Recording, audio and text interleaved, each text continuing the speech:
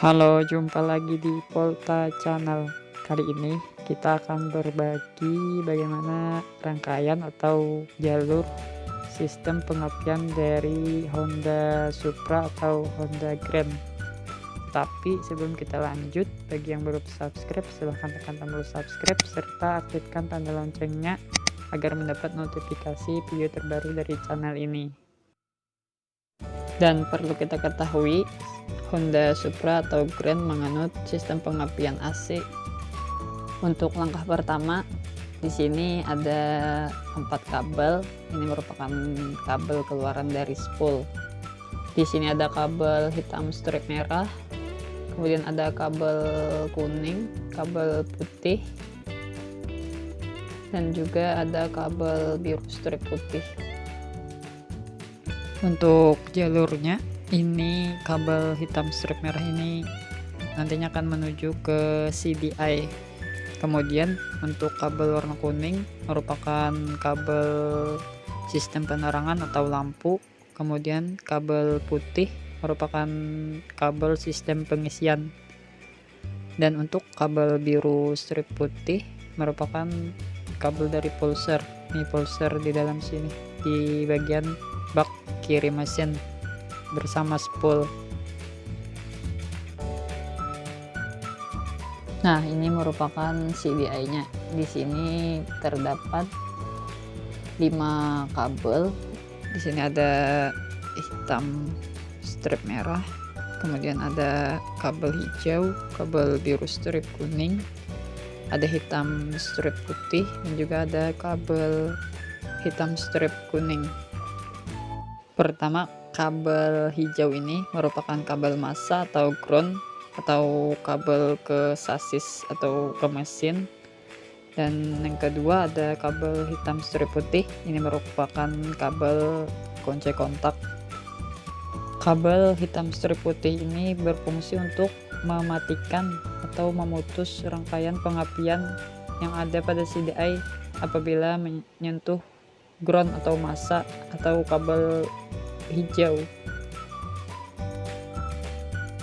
Kemudian di sini ada kabel biru strip kuning. Nah, ini merupakan kabel dari pulser. Nih, kabel yang dari spool ini menuju ke CDI dan warnanya menjadi biru strip kuning. Sedangkan di sini biru strip putih dan masuk ke CDI.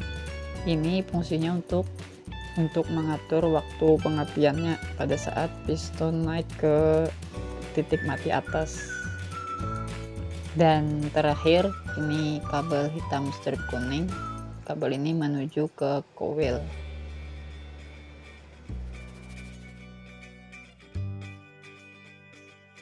Nah, bisa kita lihat ini kabel hitam strip kuningnya menuju atau masuk ke coil. Dan dari coil nanti keluar di sini ke busi. Dan itulah rangkaian sistem pengapian pada Honda Supra Pit atau Honda Grand. Kemudian selanjutnya kita akan beralih ke sistem penerangan dan sistem pengisian. Kita kembali ke kabel spool. Di sini ada kabel kuning. Kabel kuning ini seperti saya bilang tadi merupakan kabel sistem penerangan atau kabel lampu. Nah, itu masuknya atau jalurnya ke kiprok atau regulator. Nih, bisa kita lihat ini merupakan kiprok. Nanti di kiprok ini rangkaiannya akan diparalel agar bisa mengontrol pol yang masuk ke lampu agar tidak putus. Kemudian di sini juga ada kabel warna hijau sama kabel ground atau massa.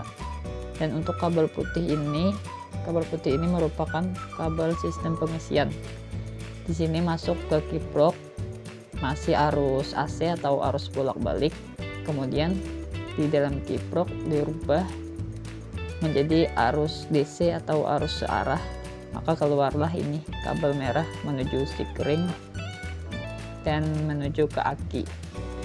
kiprok ini atau regulator ini apabila rusak maka akan berpengaruh pada sistem pengisian dan juga lampu akan sering putus. Sekian video kali ini, semoga bermanfaat dan sampai jumpa di video selanjutnya.